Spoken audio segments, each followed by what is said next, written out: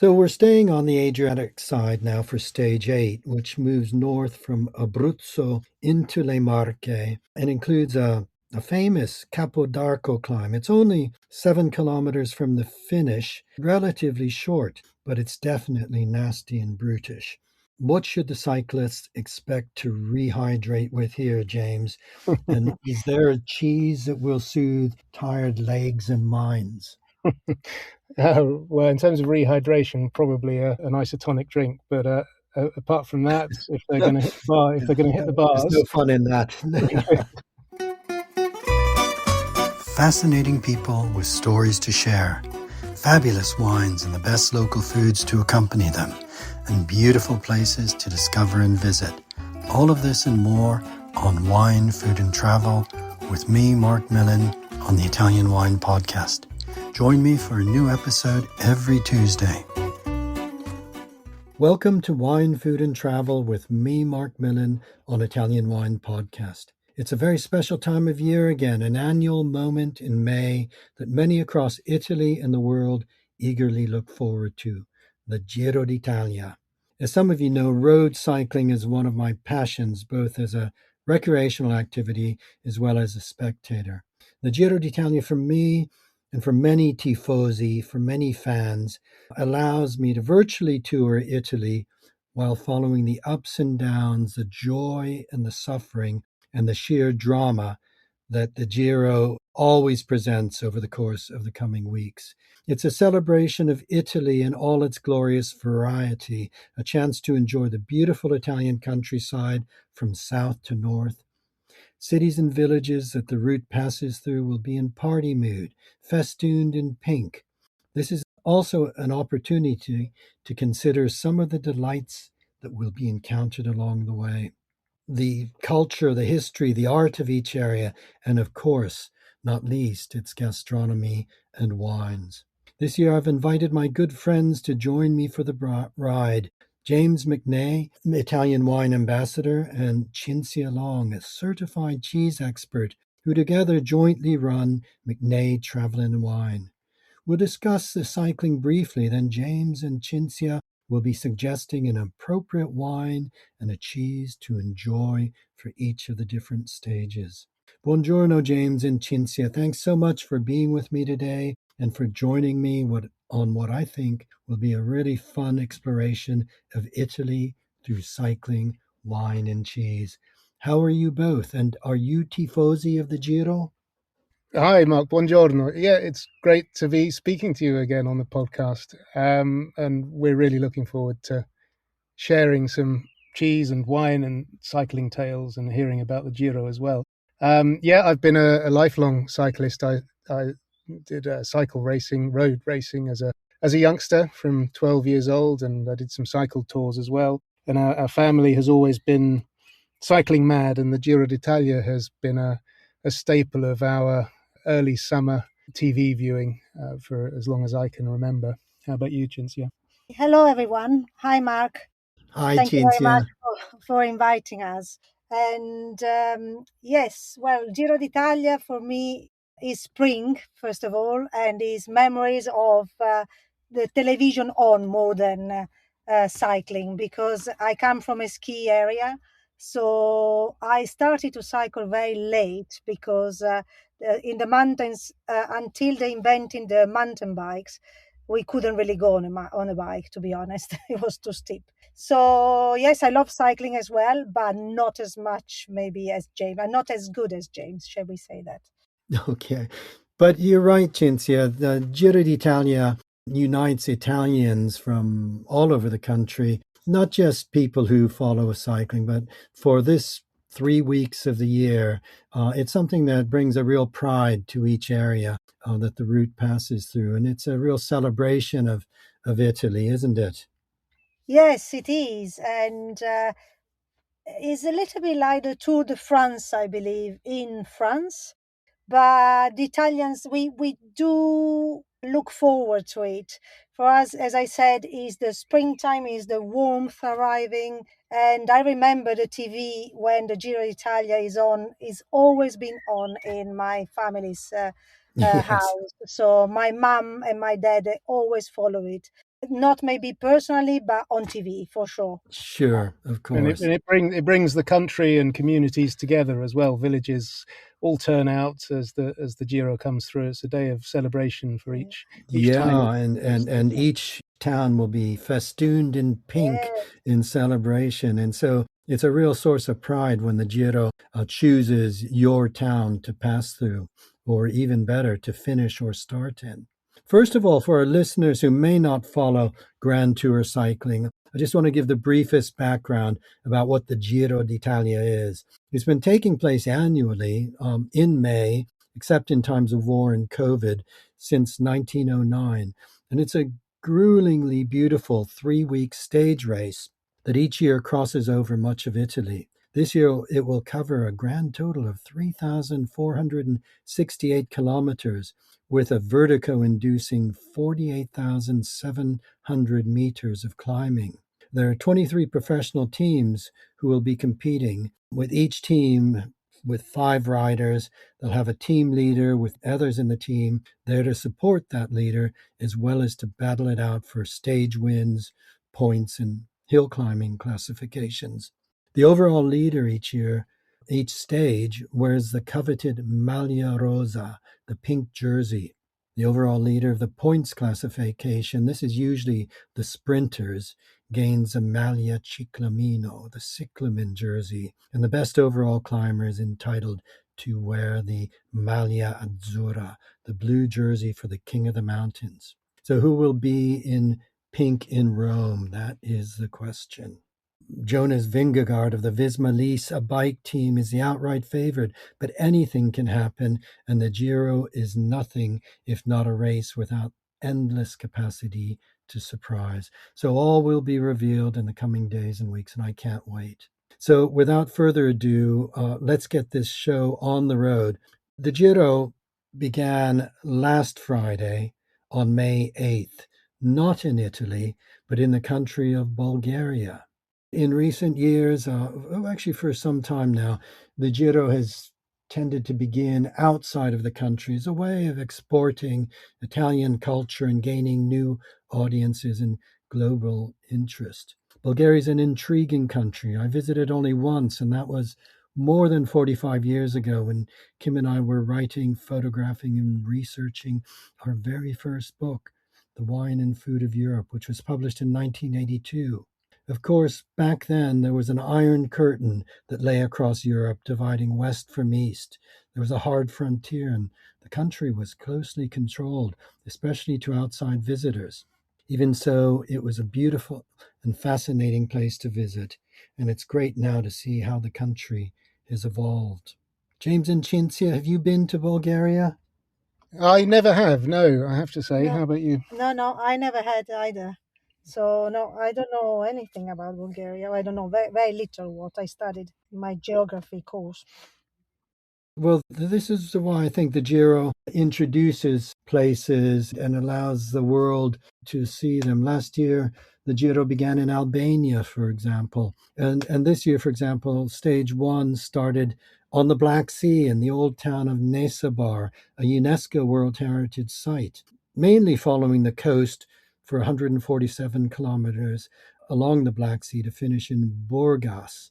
So it was a pretty flat route that gave the sprinters a chance to nab the pink jersey. Stage two departed Burgos and headed inland across the historic Thracian plain. Actually, this is where much of the wine growing, the grape growing, takes place. And finished in Veliko Tarnovo, one of Bulgaria's most historic cities, the capital of the Second Bulgarian Empire.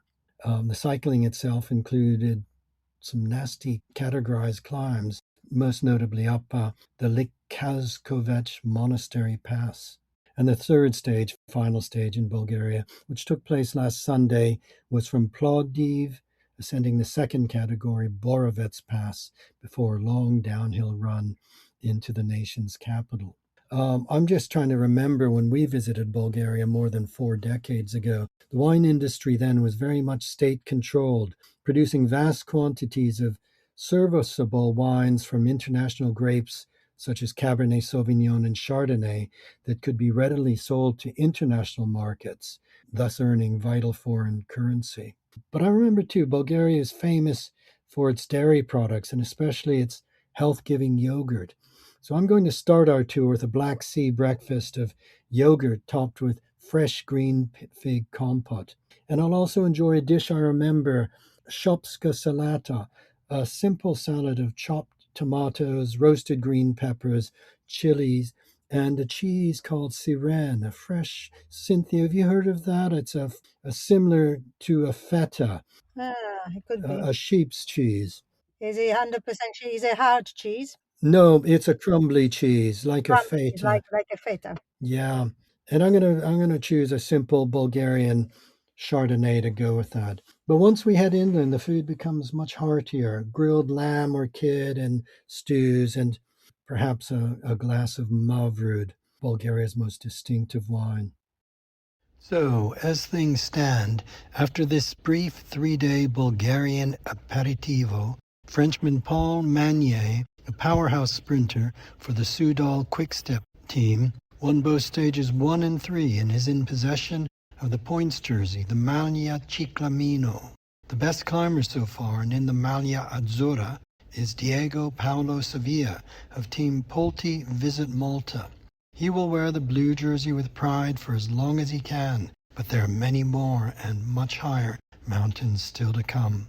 The unexpected rider currently in the coveted pink jersey, the Maglia Rosa, and the current overall leader of the race is Guillermo Silva of Uruguay, who rides for XDS Astana. With sprints, climbs, and crashes, these 3 days in Bulgaria have been a foreshadow of what is to come. The one major casualty is Adam Yates of UAE, who was involved in a huge crash on stage 2 and lost some 13 minutes, a considerable gap. He was one of my favorites to be on the podium, maybe even challenge for GC honors. After all, his twin brother Simon won the Giro d'Italia only last year, but that now looks unlikely to happen. But anyway, Cinzia and James, today, May 12th, is the day that the Giro begins on home Italian soil, moving from Bulgaria to the deepest south, with a stage that runs from Catanzaro to Cosenza in the region of Calabria. It's just 138 kilometers with one second category bump along the way. So it's really a pretty easy day to get acclimatized. Calabria is still very much undiscovered Italy. What are your thoughts for today, and especially for a wine and cheese pairing? Well, I had the great privilege of visiting Calabria and great pleasure of visiting Calabria at the end of last year. It was a wonderful experience. So Calabria is sandwiched between two seas, the Tyrrhenian and the Ionian, and it's a land of quite rich, powerful flavors.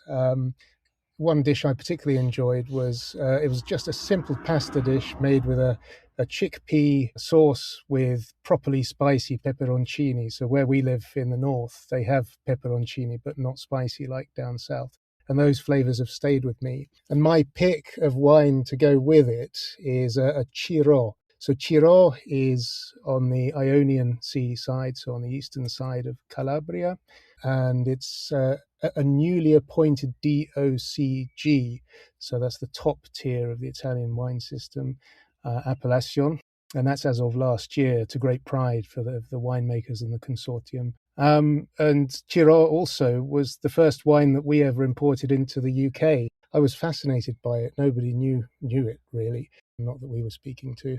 And it's made with a grape called Gaglioppo, and it's in its red form, it's quite a richly flavored, full, extremely flavorsome wine. But historically, it was vinified rosato, so my pick would be a Giro Rosato.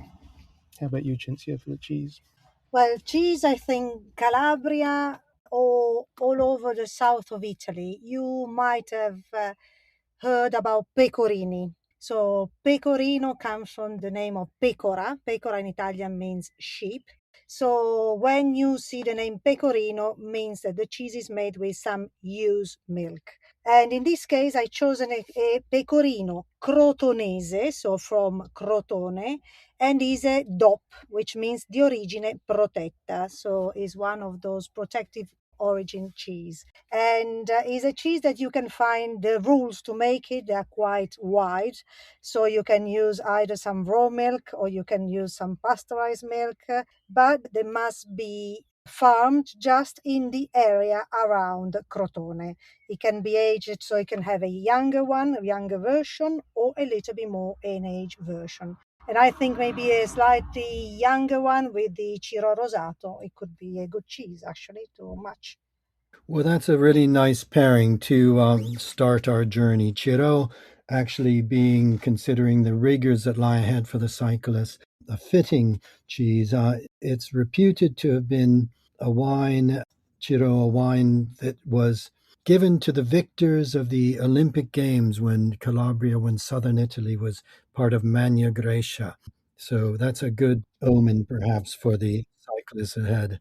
Now, stage 5 now will take us from Praia Mare in Calabria over some pretty lumpy terrain into Basilicata, finishing in the region's capital, Potenza. Basilicata is historically one of Italy's poorest regions, but it's absolutely beautiful with a rugged grandeur that I find completely compelling. I remember first reading about Lucania, the historic name for Basilicata, in Carlo Levi's beautiful book, Christ Stopped at Eboli. Cinzia and James, what are your thoughts about Basilicata and your suggestions for wine and cheese? So I'm going to go with the grape Aglianico. Coming from the northwest of Italy, this is the land of Nebbiolo. So I do look for those structured wines, so high acid, high tannin, high alcohol, like Nebbiolo, like Dolcetto sometimes. And Aglianico is most famous, I think, from around Campania. And I've never quite got on with the Aglianico wines of Campania, Taurasi in particular. No particular reason. It's not I don't appreciate the quality.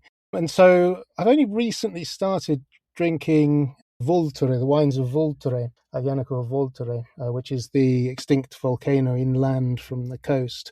And I've found those wines to have a really, for me, appealing complexity and a sort of meatiness to them as well. They've got this structure that I was talking about as well just now.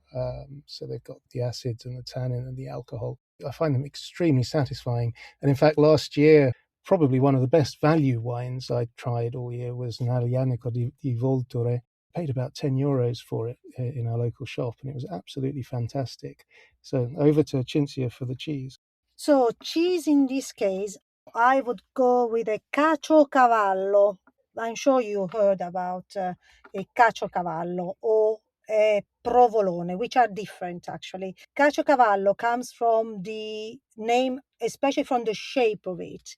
I don't know if you ever seen, if you've been in Sicily, if you've been in Calabria, in Basilicata, especially in the southern Italian regions, you would see these cheeses that they are tied with two ropes, and normally they are tied and they are put across some wooden is a kind of shelf, we can call it, so they can age better, they can dry better. So caciocavallo is normally made from a breed of cows which is called the podolica cows, is a breed that they have especially in that area, and normally is eaten quite aged, so it gets this kind of spicy element, which I believe with the Aglianico, again, we hope that it should go well. So they do use different, I don't know how much into the detail we want to go into these cheeses, but maybe we stay just on the on the general information. Just to say they use different type of rennet. So if you use a veal, the rennet comes from the stomach of the veals, it will have a little bit more delicate flavor. If they use instead the baby goat rennet coming from the baby goats, is a little bit more spicy. Full stop. Oh, that's really interesting. I've not heard of the rennet from the baby goats. I've only heard of the veal, or perhaps for vegan cheeses using the artichoke. That's it. I Yeah. think in Yeah. Or Tuscany thistle. sometimes that's done. They use thistle The as well. thistle. That's right. Yeah. Yeah. But that's interesting that the rennet also affects the flavor. And James, like you, I'm a big fan of the Aglianico del Volture. It has the power of this mighty, huge, extinct volcano that dominates the countryside. And it is a volcanic wine. It really tastes of the place. Well, we're moving further north. We're on stage 6 now. We're going from Paestum, a town near the coast in the Cilento, the province of Salerno. So we're in Campania with the most stunning Greek temples. It was the ancient city of Poseidonia. And finishing in another Greek city, Neapolis, or current day Naples. And the route doesn't follow the coast. It would be a bit hectic going around that very busy coast. It passes around the inland flank of Vesuvius, the still active volcano that most famously blew up in 79 AD, destroying and burying the cities of Pompeii and Herculaneum. James and Cinzia, there's some lovely wines and also some very special cheeses from here, aren't there? There sure are. I mean, where to Definitely. start with Campania?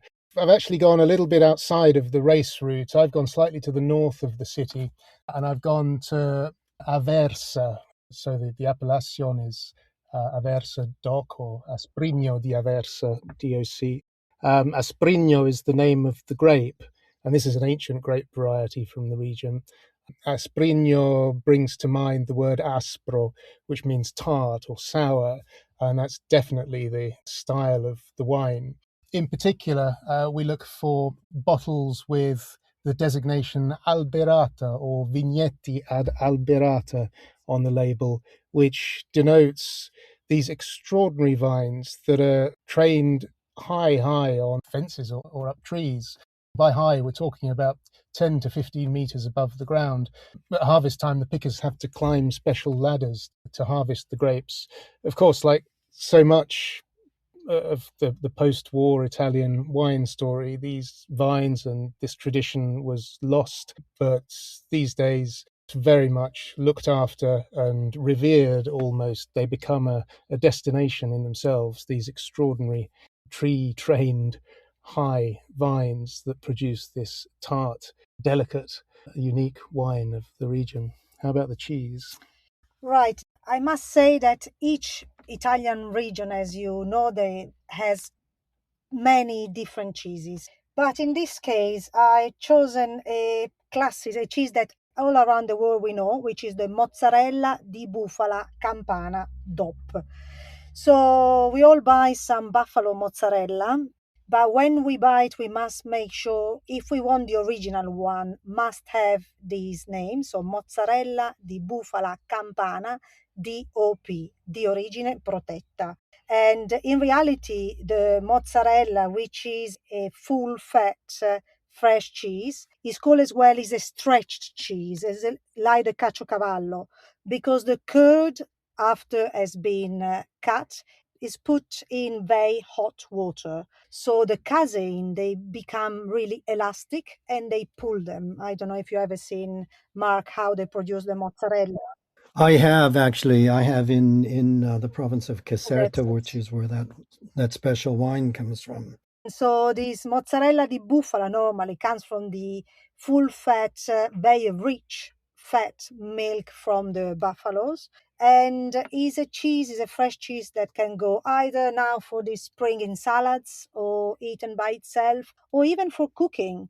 Although I always suggest to use it after, like on the pizza, not to put it before you cook the pizza. Put it afterwards, otherwise you lose all the flavors and the characteristic of the mozzarella di bufala.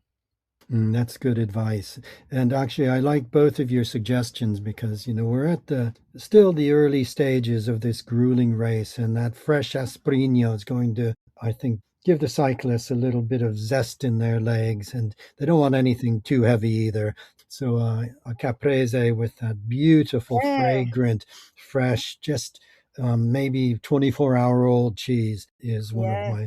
my favorite things to eat. James, that's a really interesting wine choice. I've never been in the area during harvest, but I've seen pictures of these extraordinarily long ladders and people up on them. And I think lowering the grapes down in baskets by rope because they obviously can't carry large weights down with them. It's an extraordinary reminder as well. I think the Romans trained vines up trees, and this is still going on in this area and very few other areas, certainly not to such a high degree. I've seen old vines growing up trees in Tuscany, but not to these extraordinary heights, as you say, quite frightening heights. Yes, it's a unique site. It really is. It's Yeah, incredible. Yeah, yeah. it is.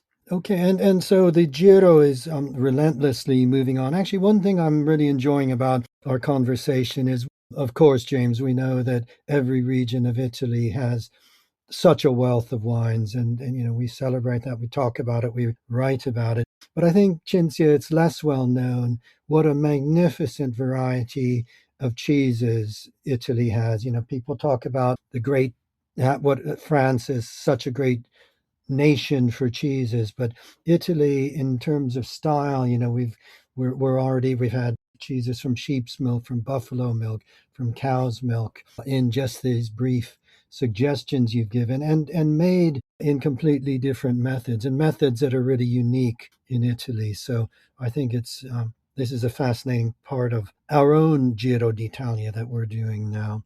Yes, we were just chatting with some guests of ours, and we were just saying that comparing to France, I think we have even more cheeses than the French have, and all sort of styles. Without saying, Yeah, French cheeses are excellent as well. I love French cheeses as well, but Italian cheeses we have a lot of varieties and tradition as well. The tradition in yes, Italian absolutely. cheese making is amazing.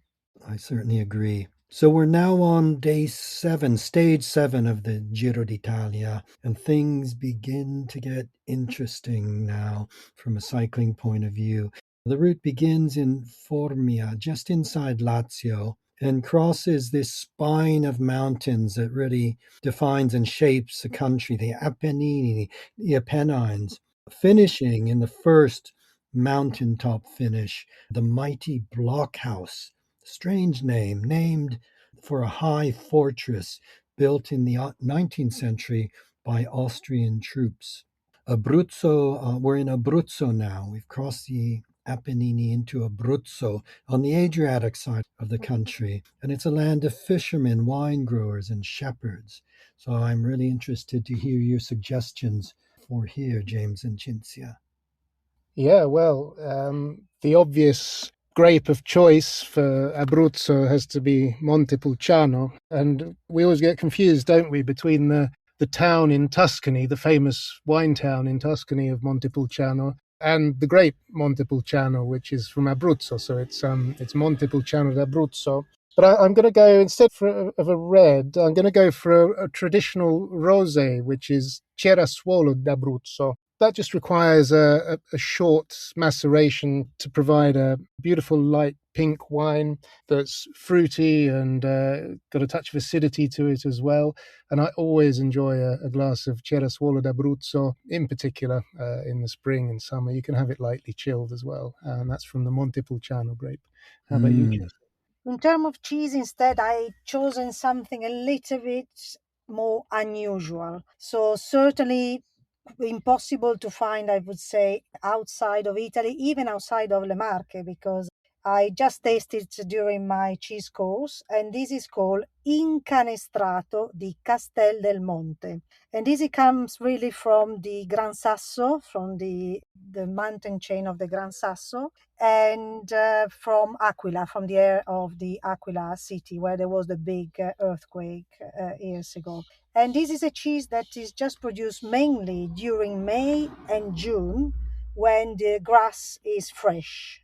And this is used milk, so it's like a pecorino. And it's called incanestrato because the crust, so the shape of the crust, how do you say, the rind.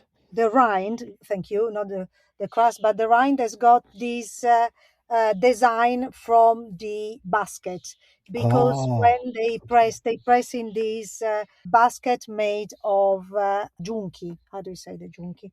jute. Jute, yeah, in jute. Oh, fascinating. And Is it stagionato or is it fresher? It's normally a pasta dura, so it's an aged cheese, and it's got a very intense and rich aromas that they are linked to the grass. And especially Oh, because it's made in this time of the year, it's got this unique set of aromas, which I think with a nice Montepulciano, maybe with a little bit of a kick, it would go well. wow. I love both of those suggestions. The Cerasuolo, yes, I think it's one of Italy's best rosato wines. Quite a robust rosato, James. Yeah. A wine that can stand up to full foods, to brodetto, for example. Mm. But also, I'm sure, delicious with this incanestrato cheese. I've not heard of that, Cinzia, but you've made me want to try it. I'll be stopping next week in a service area in Aquila when I'm Huh. driving from Rome across to Le Marche to Ascoli Piceno. So I may look in that service area because often the service areas on Italian motorways have a wonderful range of regional products. They do. They do. Yeah, check. It's a very local production, so but you never know. You You might never find. know. Yeah, You you never never know. know. So we're staying on the Adriatic side now for stage 8, which moves north from Abruzzo into Le Marche and includes a famous Capodarco climb. It's only 7 kilometers from the finish and it's relatively short, but it's definitely nasty and brutish. What should the cyclists expect to rehydrate with here, James? And is there a cheese that will soothe tired legs and minds? Well, in terms of rehydration, probably an isotonic drink. But apart from that, if they're going to hit the bar, if they're going to hit the There's no bars, fun in that. um, so I'm a big fan of pecorino. So especially Offida pecorino. And of course, with pecorino, we have yet more confusion in our Italian wine names because there's a cheese called pecorino, as we've been discussing, sheep's cheese. But there is also a grape called pecorino, and that comes from Le Marche, especially. And we're high up on the ridge above the sea in the town of Offida. So this is an Offida Pecorino DOCG. Offida Pecorino are quite aromatic. They're full-bodied, fairly high alcohol. They have a certain alcoholic heat to them. Lots of lovely fruit flavors, aromas rather. And I would say that would quench the thirst quite nicely and fortify for the coming day. How about Cinzia? Okay, just, just to not to follow the rules. Marche is a region rich of pecorini again, like with the wine, but in this case I chosen a caprino. This unique caprino is called caprino al lattice di fico and is a PAT produce. PAT is a denomination, is a prodotto agroalimentare tradizionale, and is a like is not as the appellation is lower than a DOP. It's like the wine. The cheeses they have their appellation, but it comes from a specific area, which is from the north of Marche, not too far from San Marino. Is the area prodotto where there is the Monte Paganuccio, and it's quite interesting. Lattice di fico means that the rennet they don't use animal rennet but vegetarian rennet to coagulate the milk, and in this case it comes from the figs, from the fig trees, fig plants. Fascinating. And this is a goat milk. Is a goat milk and is normally fairly well, it can be eaten fresh, so you have this kind of ivory color. Do you know the robiola consistency, kind of Yes.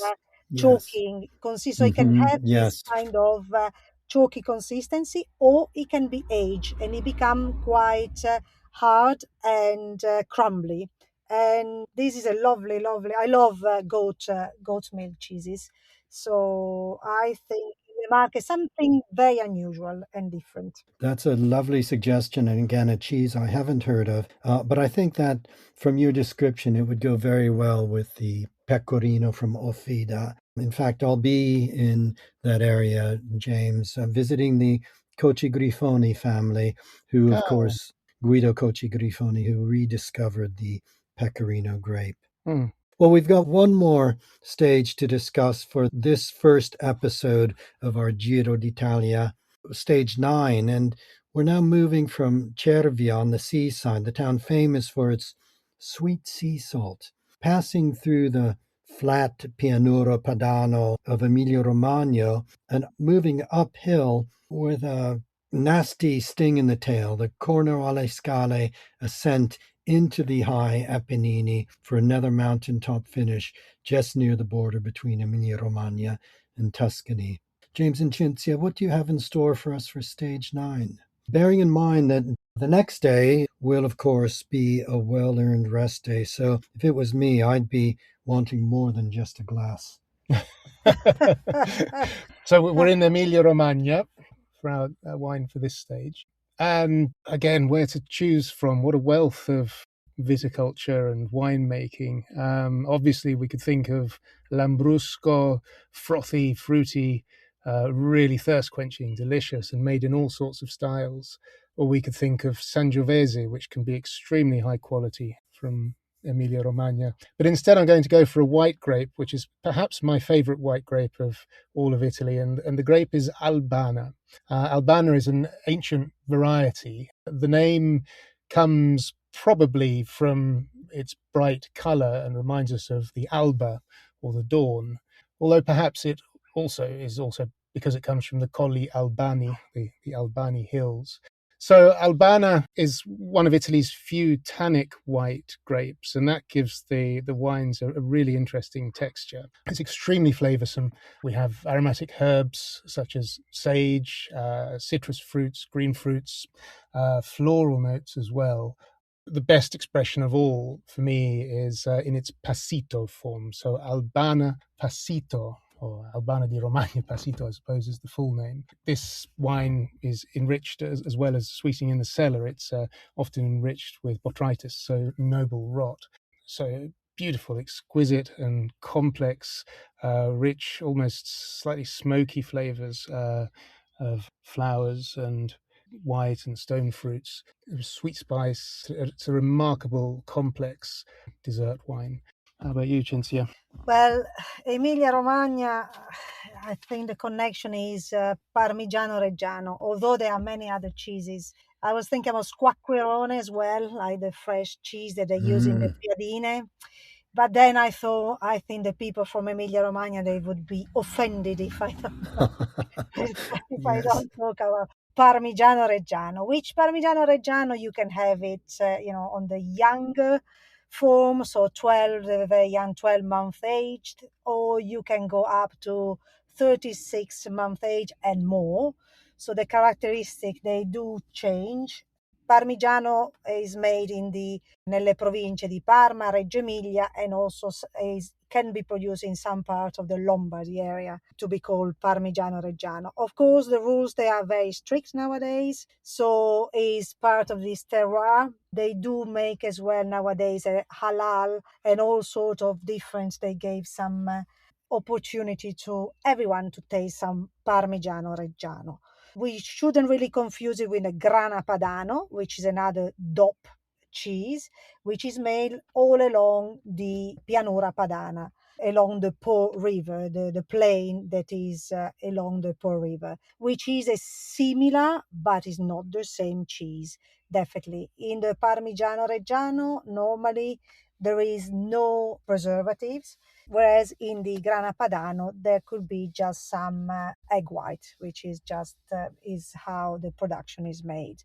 So what to say, a nice full rich Parmigiano Reggiano can be eaten as well as it is, not just used for cooking. I always say just get a nice 36-month and break it in few small pieces, add some nice aceto balsamico di Modena tradizionale, maybe a few drop on it, and just enjoy as it is. And for everyone, Parmigiano Reggiano hasn't got any lactose because it's a cheese that's been aged, so it's a completely lactose-free cheese.